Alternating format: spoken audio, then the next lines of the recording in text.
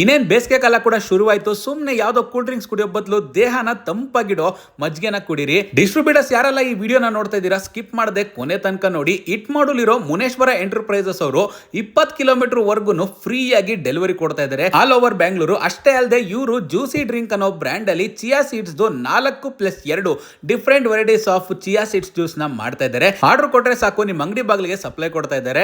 ನನಗಂತೂ ಇಲ್ಲಿ ಬಲ್ಕ್ ಆಗಿ ಮಜ್ಜಿಗೆ ಪ್ರಿಪರೇಷನ್ ನೋಡಿ ಫಿದಾ ಆಗ್ಬಿಟ್ಟೆ.